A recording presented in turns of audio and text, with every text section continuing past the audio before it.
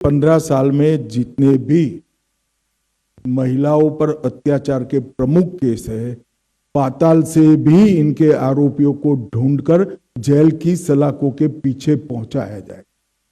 पूरे शासन को अपराध कौन करता है इसका महत्व नहीं रहेगा। कोई भी व्यक्ति महिलाओं के खिलाफ अपराध करेगा उसको धर भी लिया जाएगा और दंडित भी किया जाएगा। और जहां जहां हमारी सरकारें आई है हमने कर कर दिखाया। हमारा ट्रैक रिकॉर्ड है महिला सुरक्षा के लिए। भारतीय जनता पार्टी और एनडीए की सरकारें हमेशा संवेदनशील रही है। मैं बंगाल की माताओं बहनों को भी भरोसा देना चाहता हूं कि महिलाओं के लिए यहां सुरक्षित वातावरण की रचना करने की जिम्मेदारी भारतीय जनता पार्टी की आने वाली सरकार की है। और विशेषकर कामकाजी महिलाओं के लिए पूरी स्वतंत्रता रहे, पूरी सुरक्षा रहे, मुखर कर वो अपनी बात कह सके, अन्याय को मुखर कर वो उठा सके, इस प्रकार की वातावरण का निर्मित करने की जिम्मेदारी भारतीय जनता पार्टी की बनने वाली सरकार की। देश भर में जहां जहां चुनाव होता है, जिन अधिकारियों के कामकाज पर सवाल उठे हुए हैं, चुनाव आयोग उसके ट्रांसफर पोस्टिंग में दखल देता है, वो पूरे देश भर में हो। बंगाल में इसलिए ज्यादा दिखता है कि यहां सारे अधिकारी ही एक प्रकार से इनकी कैडर बन गए, तो यहां कुछ ज्यादा दिखाई पड़ता है। परंतु ममता बनर्जी जी अगर ये सोचती है कि विक्टिम कार्ड खेलकर हम सिंपैथी प्राप्त करेंगे, तो आपको कॉन्क्रीट मुद्दों का जवाब देना पड़ेगा और इससे बच नहीं पाओ। जहां तक लॉ एंड ऑर्डर का सवाल है, जहां जहां भारतीय जनता पार्टी की सरकारें आई, चाहे आसाम हो, चाहे उत्तर प्रदेश हो, एनडीए की सरकार बिहार में भी आई, हम बदतर से बदतर व्यवस्था से राज्यों को बाहर निकाले हैं। ये हमारा ट्रैक रिकॉर्ड है। बंगाल की जनता हम पर भरोसा कर सकती है।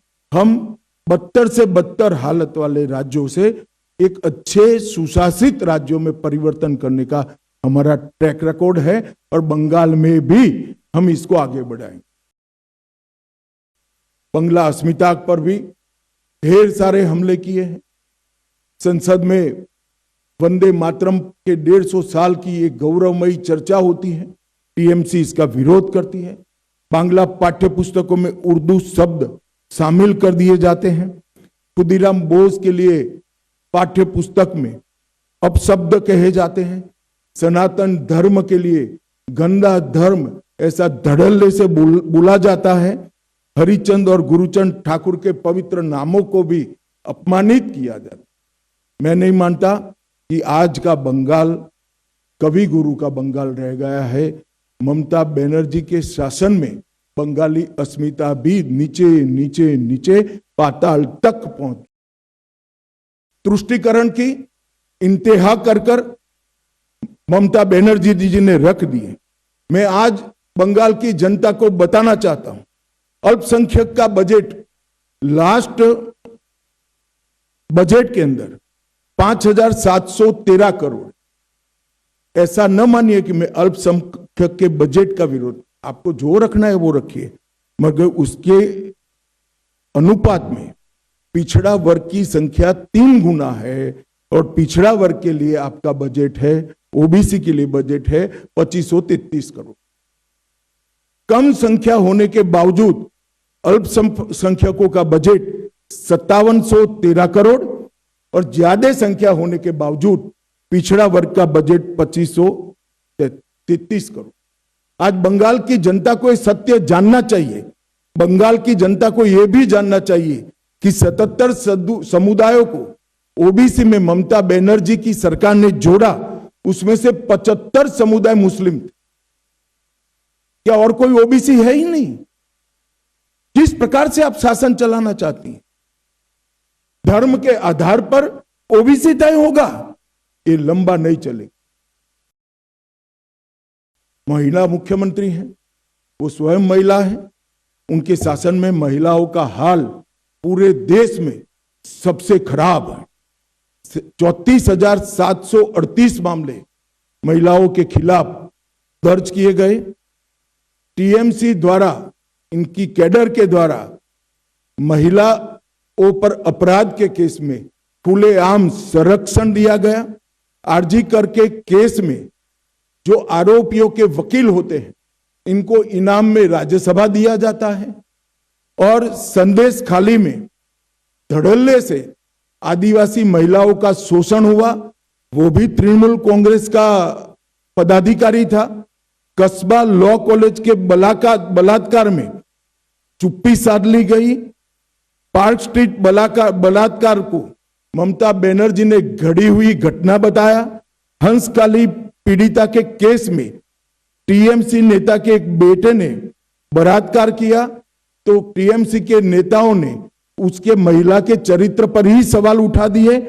कामदूनी सामूहिक बलात्कार और हत्या के लिए मुख्यमंत्री ने स्वयं महिला जो न्याय की मांग कर रही थी उनको माओवादी बताया।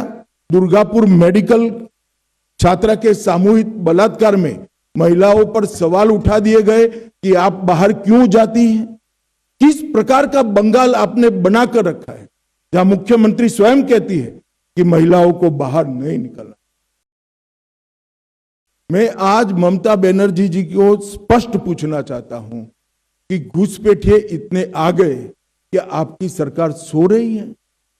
मुझे मालूम है वो कहेगी कि बीएसएफ क्या कर रही है।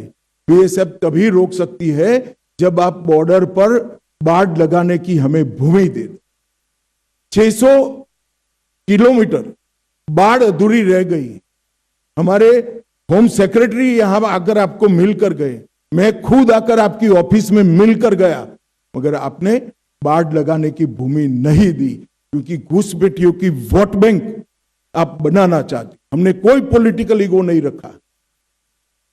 हमने आपके साथ संवाद किया, संपर्क किया, पत्र व्यवहार किया, मगर आपने हमें भूमि नहीं दी है। कोई बात नहीं ममता दीदी, आपके पास बहुत कम समय है।